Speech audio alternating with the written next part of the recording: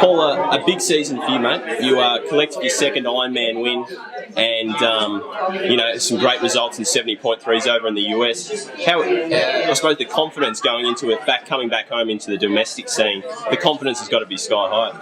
Yeah, I'm very confident. The distance and the racing, I've got no problem with. I'm really looking forward to it. I know it's my last race of the year, so I'm kind of excited to kind of be done, but at the same time, hopefully go for another Australian title in 1 year. That'd be a dream come true. But I love racing against these guys. I know what I'm in for, and I'm just hoping that I can finish off with a high rather than a low. But at the end of the day, I'm happy with my year regardless. Yeah. You mentioned it in the press conference. One man you're intrigued to race this weekend is the ITU specialist, Rudy Wild. Tell us why. I'm always interested to see, because I never really get a chance to race the ITU guys anymore. Like, I did a bit when I was juniors and under 23s and stuff like that. But I moved on to the longer distance, and it's basically two different worlds to me now. And I know the guys are really quick and talented, and they come from that background. But yeah, it's just always interesting to see. Like, some make the transition really well, and some don't. And they're always an unknown quantity for me. So yeah, I'm interested to see how they translate, whether it's going to be a good or a bad. And those guys excite me, having a little bit more dynamic in the race. Earlier this year at Abu Dhabi, you were one of the few people to manage to get out of the water and bridge the gap quite convincingly to Clayton Patel. When you approach a race when Clayton's here and you know he's going to be that little bit further ahead in the water, where's your headspace?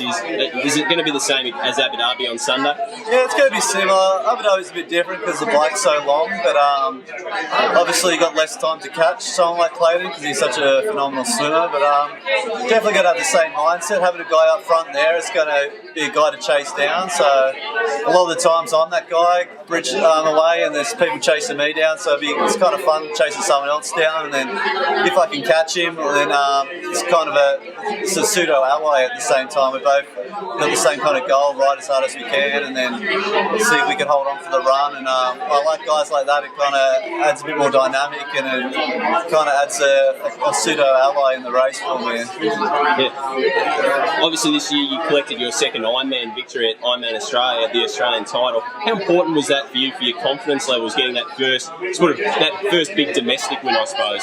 Oh, it's great. Ironman Australia's been like almost like a Hawaii to me. I've known about it for years through the Fosters, and in my area growing up through the triathlon communities, it's kind of had an aura around it. Like it's like a holy grail when I was like in Foster, and then training alongside people like Chris McCormack and Craig Alexander being in the same area.